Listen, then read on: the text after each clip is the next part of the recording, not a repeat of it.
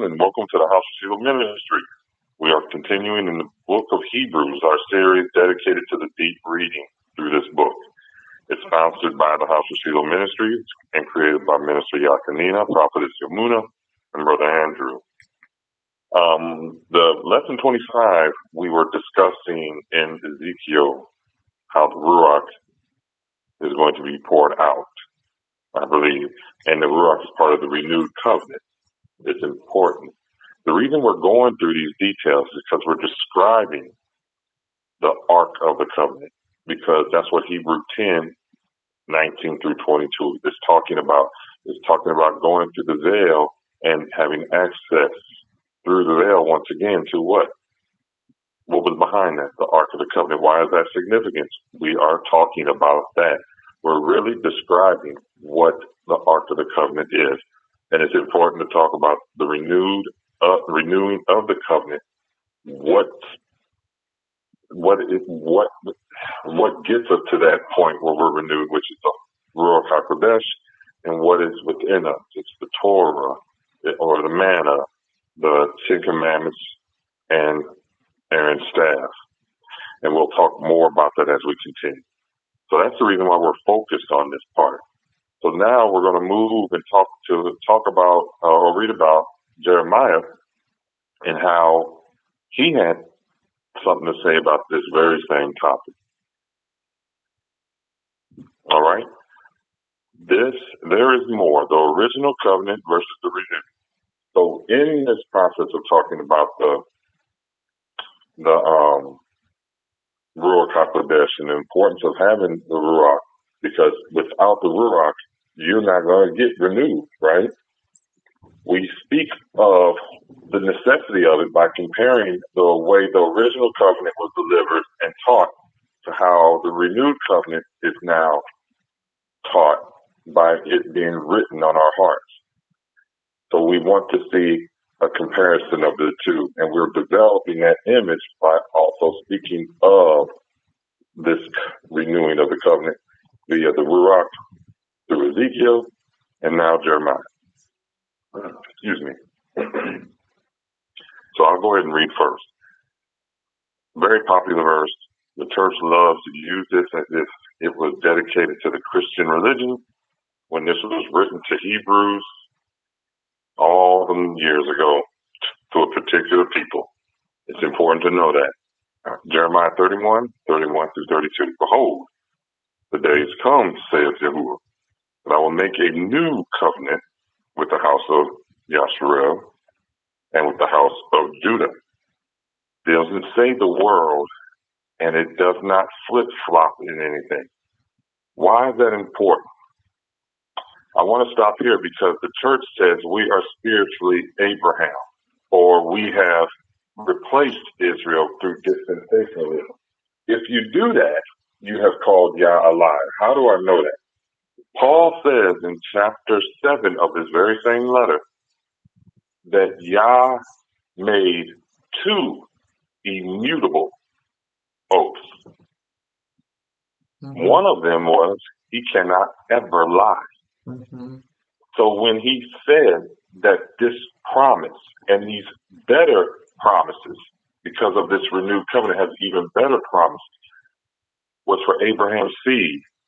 It's non-transferable, and it's only for that people, the promises. Because that's what the immutability means. It doesn't mean just that he doesn't lie for that particular statement. It means it's unchangeable. It cannot be canceled. It cannot be taken back. It cannot be moved. So the idea of dispensationalism, which means that the church replaces Yasharel, it's literally calling the Most High a lie. So just wanted to put that out there. So let's continue to read. Behold, the days come, saith Yahuwah, that I will make a new covenant. And we're going to talk about that new, with the house of Yasharel and with the house of Judah, not according to the covenant that I made with their fathers in the day that I took them by the hand to bring them out of the land of Egypt, which my covenant they break, although I was a husband unto them, saith Yahuwah. The new word for new is Hadash or Kadash, and it means new, fresh, new thing.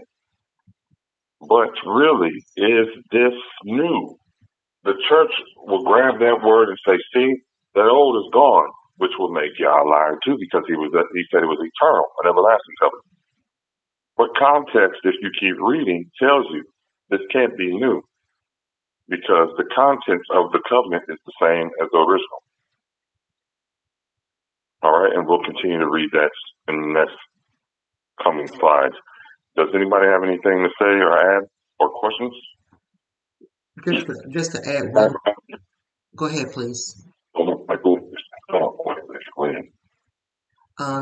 It in Jeremiah, right where you are, where it says, "The days come, I will make a new covenant with the house of Israel and with the house of Judah." Notice that no denomination is written there. It doesn't say with Catholicism. It doesn't say with Lutheran, and it definitely does not say with Christianity. So anyone that inserts themselves and erases the house of Israel and the house of Judah, now you're adding to the word and you are taking away from the word. And the scripture tells us that the person that does that has a curse. It says that I will remove your name for what you remove, and I will add curses to you for what you add. We're not to add or take away. So the covenant belongs eternally between the house of Israel and the house of Judah. And one more thing, that word fresh, when we say from a Western point of view, even when we use that word, when we say, I want to freshen up, it doesn't mean you're going to do something totally over again. It means that you're going to make you're going to renew yourself. If you say, I want to freshen my makeup, you don't take all your makeup off. You take what you had, what you used previously, and you add a little bit more to it if it wore down. So we need to look at that word fresh Hebraically, and not as something that was torn down, eradicated, or redone, totally redone. Thank you, brother. You're welcome, Minister. We're gonna break it down further on the next two or three slides anyway. Yes, ma'am.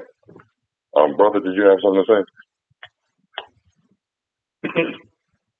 I was going to say that I like how Catholicism sure likes to kind of to the point that Yahuwah, that the Most High, is bipolar by changing his mind, but then on other things he's immutable on, like the Sunday worship, or how they're spiritual Israel, or how the covenant is now with them.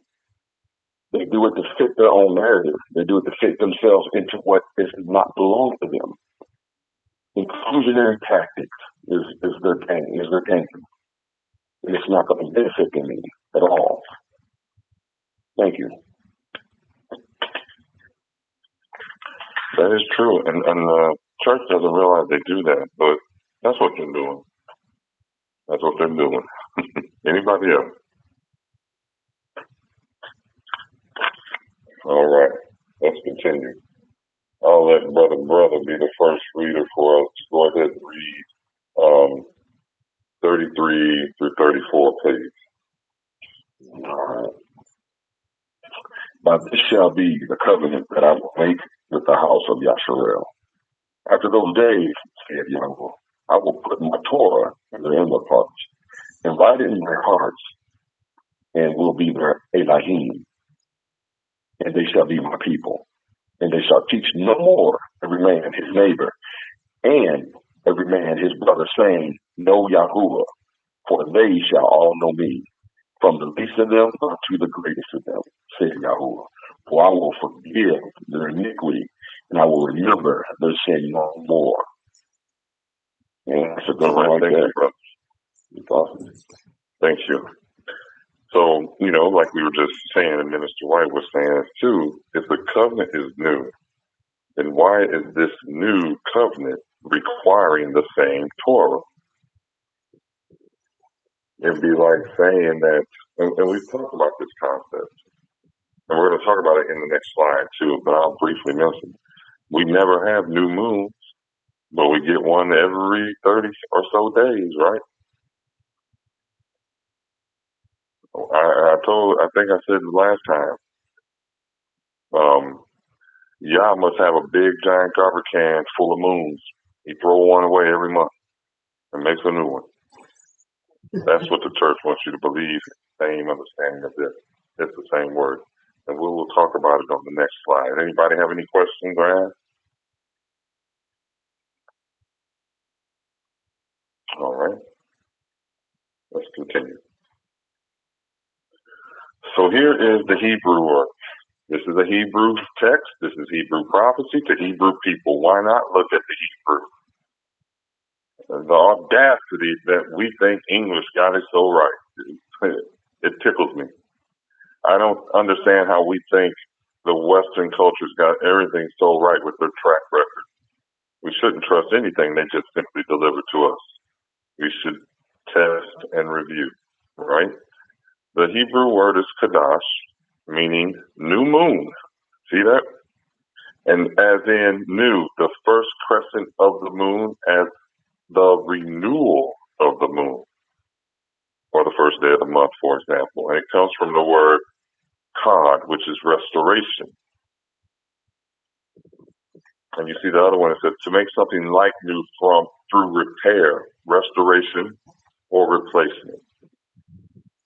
But we know it can't be a replacement because it would make Yah a liar because it said the covenant was eternal, and plus it's using the same Torah. And then when you see it again, the third definition, you see that it says renewed, restored, or repaired. Now they might nitpick and say, see, it's new. But if you put all this definition together, you'll say 90% of the context of this definition points to a renewal, not a new, something brand new. It doesn't even say that at all in the text. All right? So since the covenant is the same Ten Commandments, it is a renewing. We know that by context. When you look at the word study, Bible dictionary, an adjective meaning new, fresh. It is used to describe many different items as renewed or fresh, such as the covenant. It doesn't say replacement or brand new or something completely different. All right? Now, before I ask for questions, let's move to the next slide real quick. And unless somebody wants to talk about the pictorial Hebrew. Anybody got anything for this? I'd like to make a comment on the first word renew, because there are two of them there, but the first one, where it says new moon, and then it says new. And then it goes into a different definition. Well, let me rephrase it. Not different definition, but it gives you the definition of new or new moon. It says the first crescent of the moon as the renewal. So it's telling you that what the new moon is, or what the word new is actually renewal. It's telling you it's renewal. So they can't look at this and say, you see, it says new. It's giving you the definition of what the Hebraic definition of what new means to the Hebrew, and that is the renewal. It's the renewal of something, the renewal of the moon, or the renewal of the covenant. So they can't use this word new and say it means replace, because in the definition itself, it's making it known that in the first definition, it's making it known it's a renewal, as in the others to follow. Thank you, brother.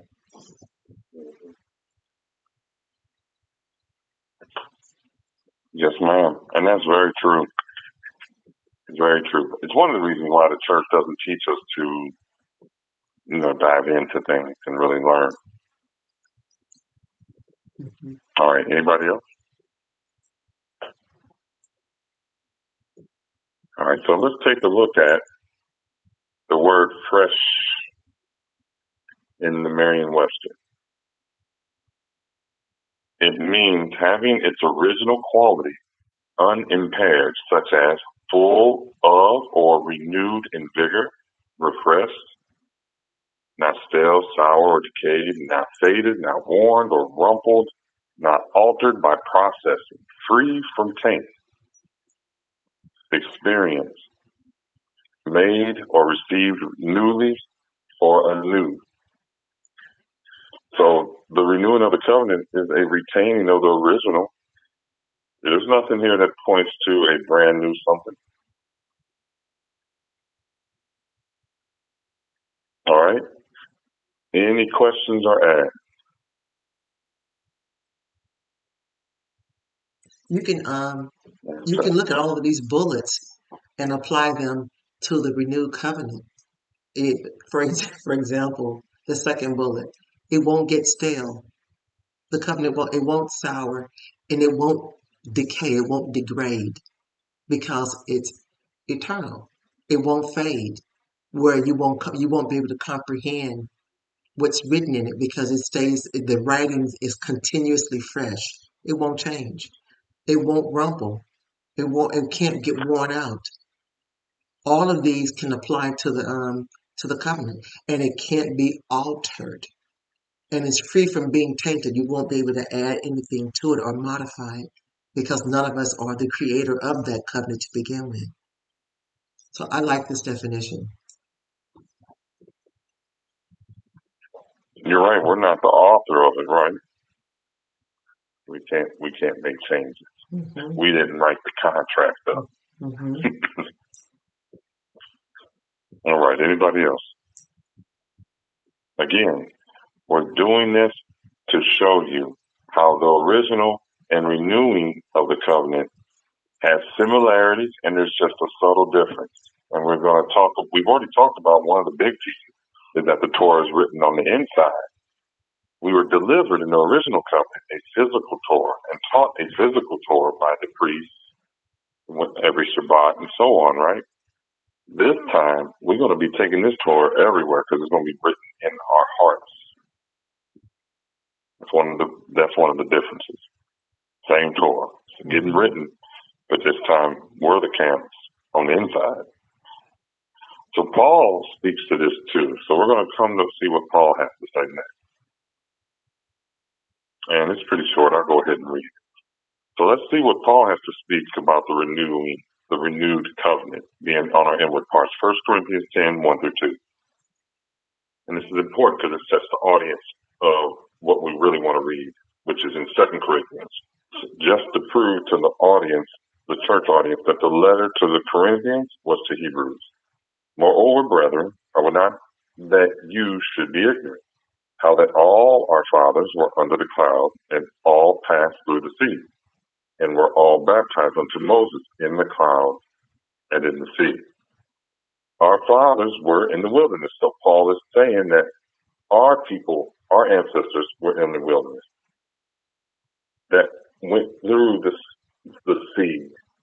They were baptized, meaning set apart, meaning given the Torah and the commandments and the feast days and all the things that are in Torah through Moses. So this could not be to foreigners. He was talking to a particular people in Corinth. Now, understanding that, now let's go read the scriptures that Paul was speaking to in referencing the renewed covenant. All right, Minister, you mind reading 2 Corinthians 3, 1 through 3? Sure. Do we begin again to commend ourselves? Or need we, as some others, epistles of commendation to you, or letters of commendation from you? Ye are our epistles written in our hearts, known and read of all men. Forasmuch as ye are manifestly declared to be the epistle of Mashiach ministered by us, written not with ink, but with the Ruach of the living Elohim, not in tables of stone, but in fleshy tables of the heart. Thank you, Minister. You see, Paul is lining up with Ezekiel, a prophecy of Yashar. Why would he give something to foreigners when it was not written to them? Paul doesn't quote something out of the air. He's quoting it from the original text.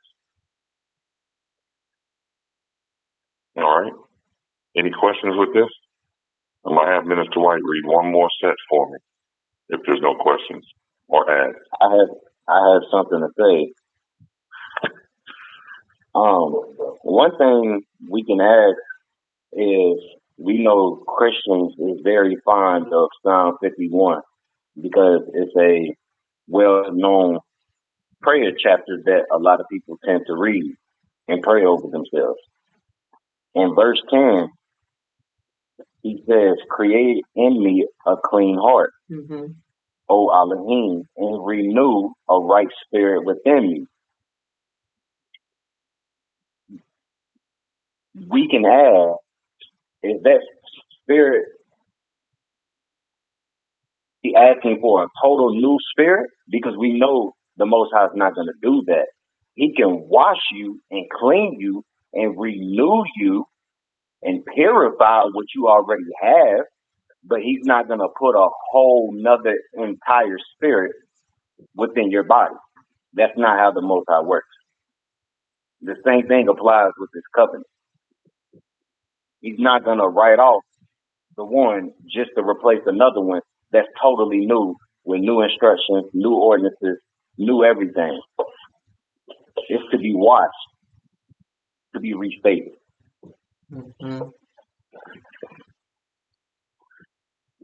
Yes, sir. Very true. Very true. Anybody else? And that even also goes for our mind. We talk about your spirit, even in Romans 12:2. It says, "And be not conformed to this world, but be ye transformed by the renewing." So it's cleansing whatever, just like Brother Gianni said, cleansing whatever you have in your mind and putting you in the right, transforming your mind to what it's supposed to be.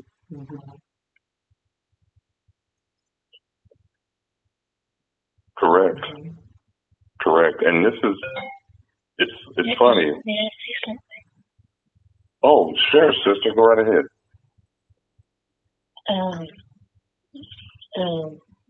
So I think that we or a lot of people expect that. I'm sorry, can you speak a little louder? Hello? I think that a lot of people expect, like, when they decide to come into the faith and believe that Yah is going to instantly change them or something, like that they're not really gonna have to put in the work to do that. But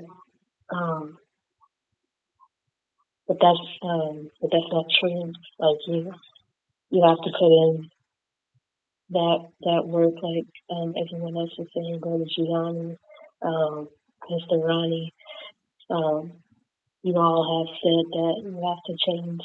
It's a mind thing, and so you have to work to.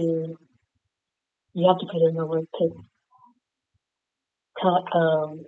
to renew and cleanse your mind and yourself, and Yah will aid you in that. He's not going to take that all away from you just because you all of a sudden want to follow the faith, if that makes sense.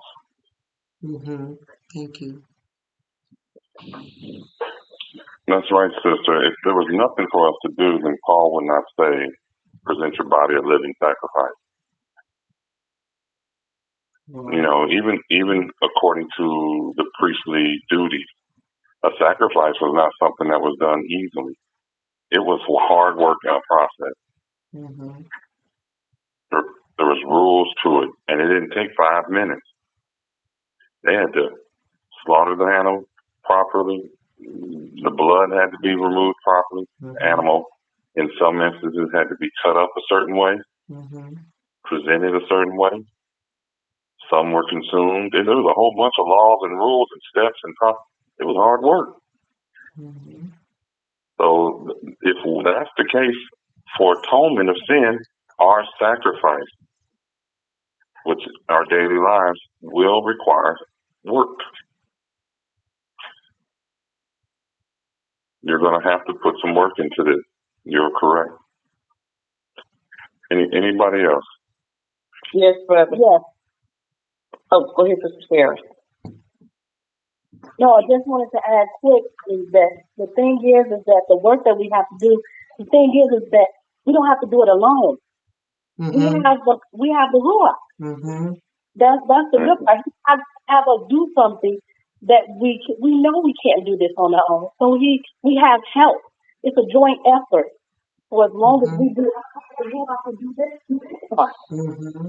that's all. Thank you. No, you're welcome, sweetie, and that's definitely called grace and mercy. Mercy and grace. So anyway, thank you, sister. Romans 12:2 says, do not be conformed to this world, but be transformed by the renewing of your mind, that by testing you may discern what is the will of Yahuwah and what is good and acceptable and perfect. So, Yah tests us to transform us. And transformation takes time. But you go through the testing. Where's the test? For you to pull away from your flesh. That's what the testing is. And just like the law is not new, it's renewed. Your mind is not new, it's renewed. He doesn't take out your old mind and put it in the trash can and give you a new one from the Shamayim. He keeps the same mind. He keeps the same mind. And he renews it. You keep the same Torah. And he's renewed it.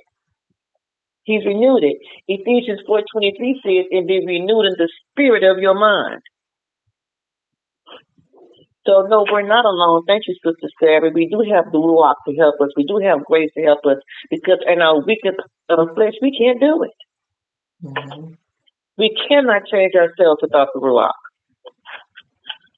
At the same time, the Ruach's not going to change us without us putting forth the work. That's why faith without works is dead. Thank you, sister. Thank you, Brother Andrew. And one more thing, Brother Andrew. Correct. I feel, and one more thing. Another scripture that tells us that we have work to do is in Philippians chapter 2. And I won't read the whole thing, just part of verse 12, where it says you should work out your own salvation with fear and trembling. So as you are working it out and allowing the outward manifestations, the physical work that you're doing by being obedient, the Ruach is doing his part by making the changes internally where you cannot. So as you're showing it, displaying it in your life, there is an internal process cleansing that's taking place that only the Ruach can do. So there is a team effort, as Sister Sarah said and Minister Ryan said, that's going on. As you are working out your own salvation daily with fear and trembling, the Ruach is working a work in you, as the scripture says also. These things are happening simultaneously. As you are working, the Ruach is working too. You have help. Thank you, brother. That is true. And we'll talk a little bit more about that. Let's move to the next slide. Minister White, go ahead and read the next verses to continue what Paul was saying. Okay. And such trust have we through Mashiach to Yahuwah ward, not that we are sufficient of ourselves to think anything as of ourselves, but our sufficiency is of Elohim, who also hath made us able ministers of the New Testament, not of the letter, but of the Spirit. For the letter killeth, but the Spirit giveth life. Thank you, Minister. So Paul is quoting Ezekiel. then we know he's not speaking anything really new at all. And was there, church, this is to the church, was there a New Testament when Paul was writing these letters? No. No. No, correct. It was. This is a translation choice made by the Western Church. This is the renewed covenant. That word testament literally means covenant, and we're going to show that in the next screen. But you see here, the church likes to use these sets of verses, saying, "See, the law." Minister, can we pause, please? You're going to have to step back. Can we pause? One moment. Go. All right, we're back. Sorry about that little tech hiccup, but we are back. What I was trying to say about this particular set of verses, that the church will say that the letter kills. So he's saying that the letter is the law. The law kills, but it's the Holy Spirit that gives us life in this new covenant. It's abuse. It is literally lies that the church brings in, and it shows a lack of understanding. Why does the letter kill? What is it about the letter that kills? What does he mean by the letter kill? It means that when you obey or treat the law without understanding its purpose, and you do things in the law thinking they satisfy the requirements of atonement, you are living by the letter because you abuse the principles of the law. We do it today. If we don't literally understand why the laws exist, you can practice the law all the time and still be in trouble. You must understand the purpose behind the law. I like to use the stop sign, for example. A stop sign is meant to control the traffic of an interchange. But if you live by the letter only, you would simply stop and never go. I know this is an extreme example, but this is very simple for people to understand. When you live according to not understanding the purpose behind the law, you end up breaking the law. Does that make sense? Yes. Even in our own federal courts, there are purposes behind it. There's a particular word they call it. They literally say this. There is a spirit behind the law. It's our federal government, our federal law. There's a spirit behind the law. Mm-hmm. And if you cannot understand that, then you'll end up breaking the laws. Okay? Mm-hmm. So really, that's really what it means. And it's easy, as you read Paul's letters, you really can understand. He's never talked about the law. He was talking about the abuse of it. And we will talk about that. We've already talked about that in the previous chapters. Chapter 9, for example, we talked about that, where he talked about the atoning act in the original covenant could never remove sin because sin remained in the consciousness, and it required what? The high priest, to continually offer sacrifices for sin, which was not pleasing to Yah, which we read in the book of Isaiah. So all you got to do is just pay attention and get the whole story before you jump on it. Any questions?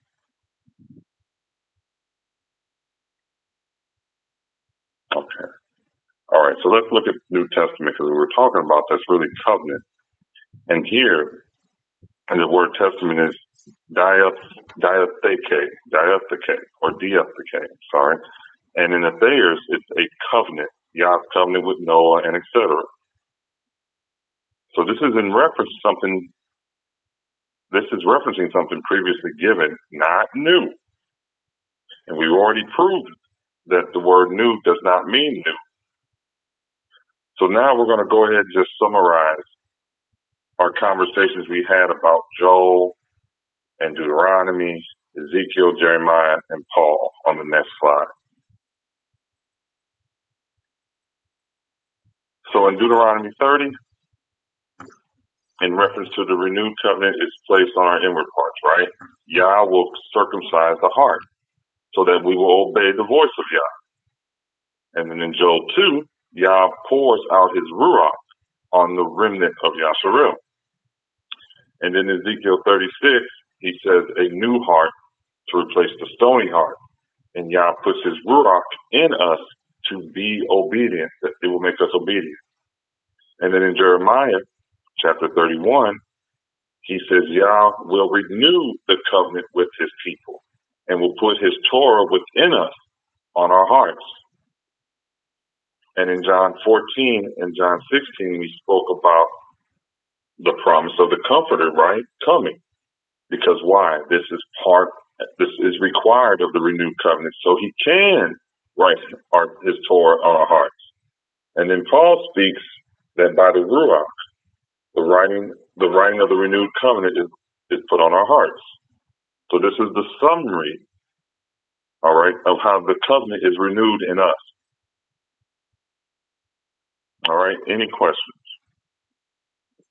In Ezekiel 36:24-25, it gives I think, a clear example of what Minister Ronnie was saying, where it says a new heart to replace the stony heart. He doesn't literally take out the heart that's in your chest and then put another heart in there. So that word new there is actually renewed, because you don't get a new heart. He renews the one that's already there.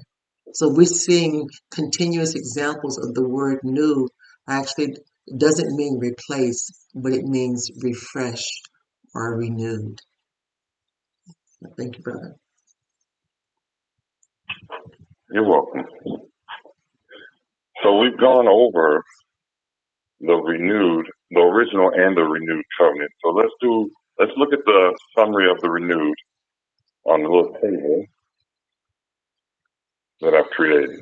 And this is what you'll read through so far, what we've read through the Hebrews. He's been talking about it. He says in the new and living way, which Yahusha has consecrated for us, you'll see that it requires one living sacrifice forever, which is Yahusha. Mm-hmm. And Yahusha, consecrated the living way for us. And the old way could not make us perfect, but the new and living way can. And the old way couldn't make us perfect, not because of the covenant. He says that in chapter 8, it's because of us who failed. And he was really specifying how the high priest role failed, but it's us as well.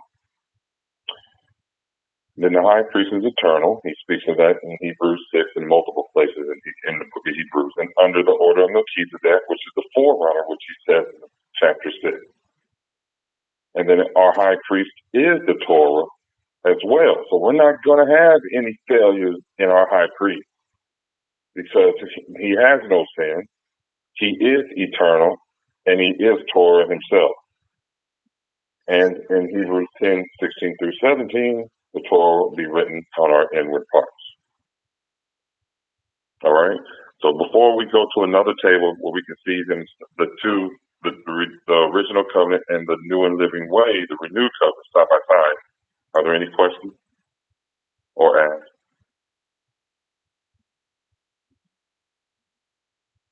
All righty.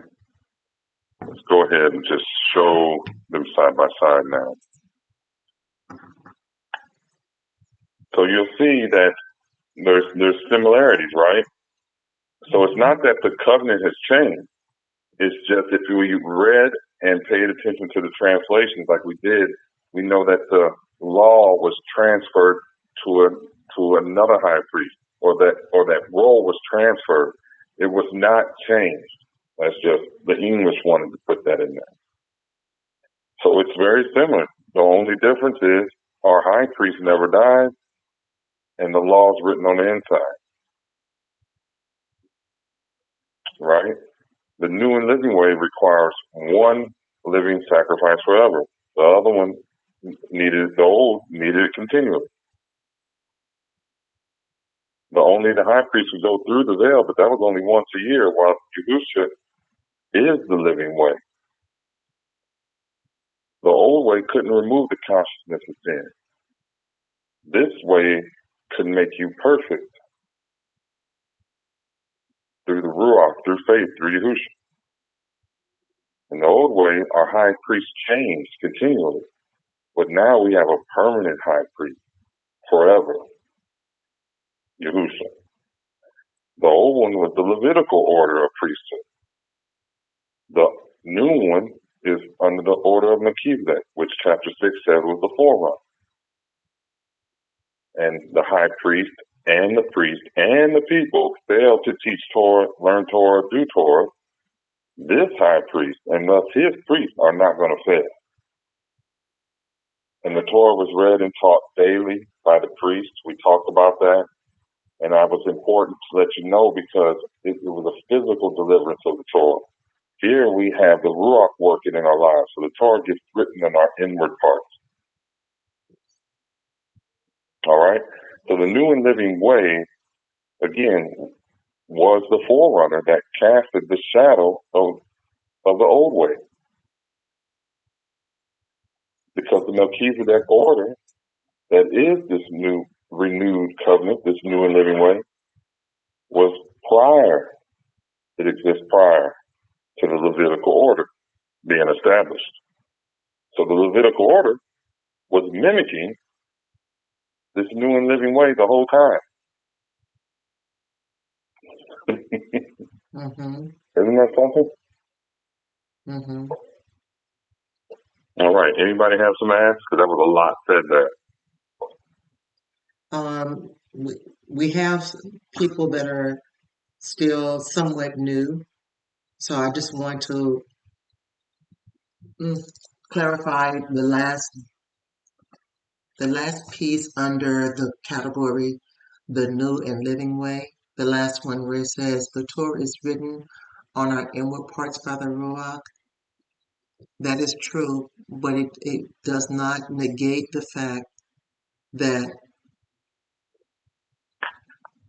priests will be priests, because remember, the scripture says we are a kingdom, a nation of kings and priests. So we will still be giving out the truth, the word, and then the Ruach writes it on the inward parts. So it's still a two-part process. So I wouldn't want someone to think that all I need is just the Ruach, and I don't need the other pieces of the puzzle. You need both. You need both. And Romans 10:14 says, "How then shall they call on him whom they have not believed? How shall they believe in him of whom they have not heard? And how shall they hear without a preacher?" So you still need the priests. You still need those who teach. You still need those to bring the living word to you, and then the living word has its job to do in you. That's what I wanted to highlight, brother. Oh, no, that's a good point. You're absolutely true. Thank you, Master. Mm-hmm. Anybody else? All right. So let's put it together so we can understand where we're at. By examining the original and renewed covenants, we understand that both ways are similar, almost pretty much identical, right? They were founded on the same foundation, Torah. They were between the same parties. They both have the same structure. They both represent the kingdom. So if the covenant, which is in the ark, is the same then and now, then what is the difference between the two? I like to call it the container. The reason I like to call that is because now the container contains this Torah within. So now we need to examine what's in. All right, the container itself. We're going to start talking about the ark itself so you can understand what the ark really represents. All right? Mm-hmm. Any questions?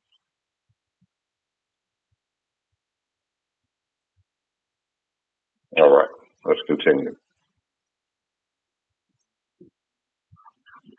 The difference is the container. Mm-hmm. All right. Who wants to read next? Let's see. Sister Sarah, can you read this? Yes. Okay.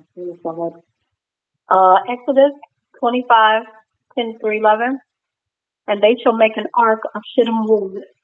2 cubits and a half shall be the length thereof, and a cubit and a half the breadth thereof, and a cubit and a half the height thereof.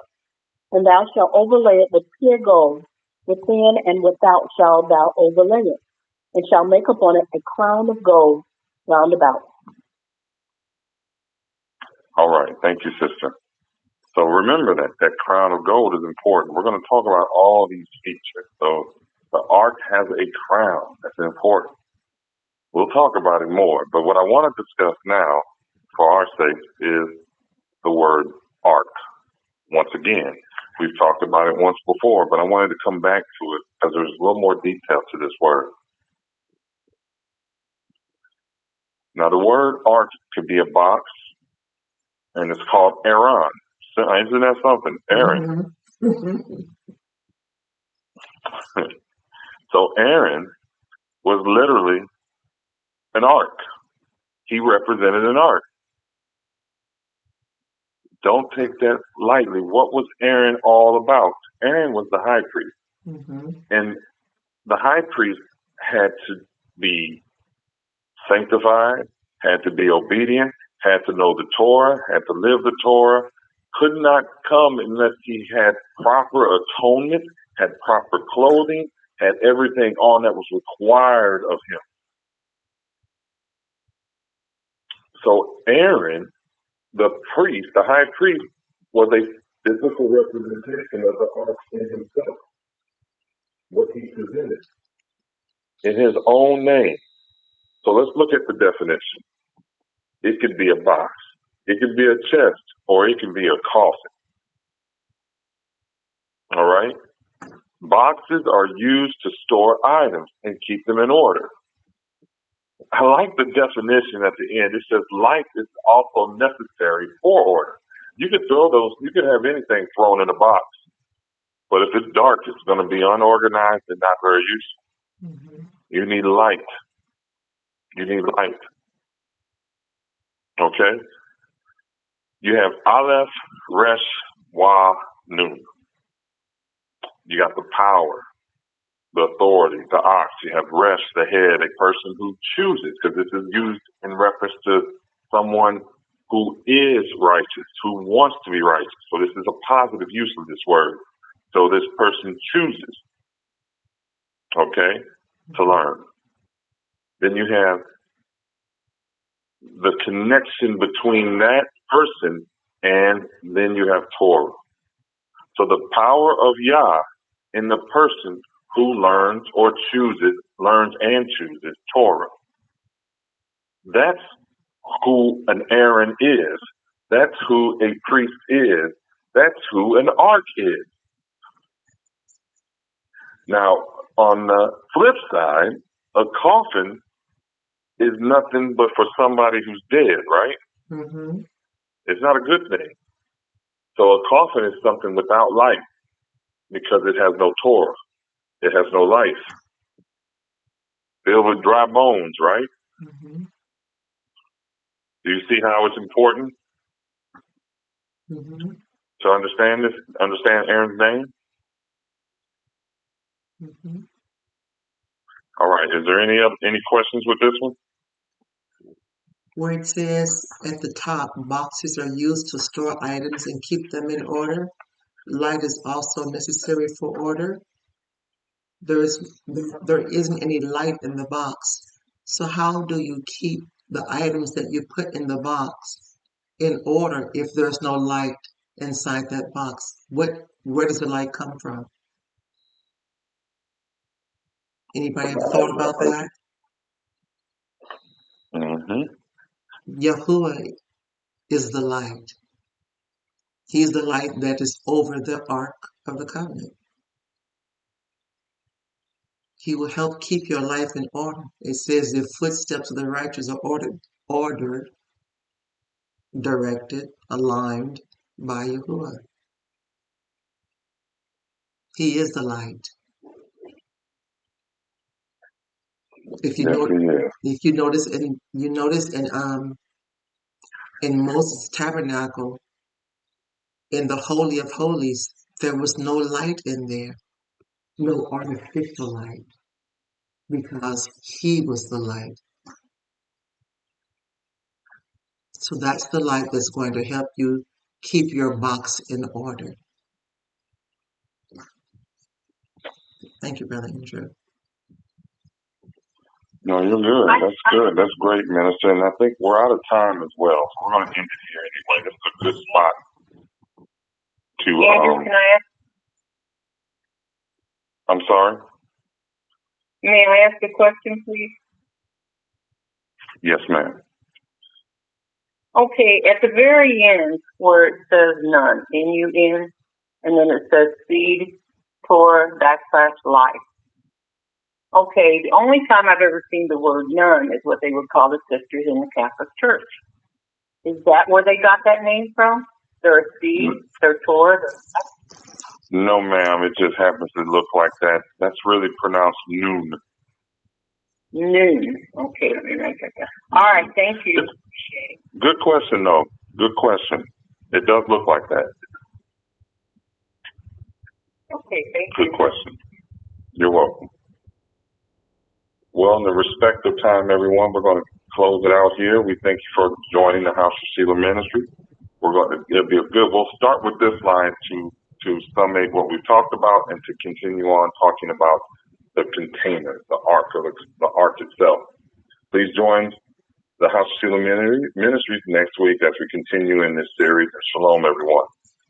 And don't forget to like, subscribe, and share. And if anyone would like to help support the ministry, we have that option available too on our website. Shalom.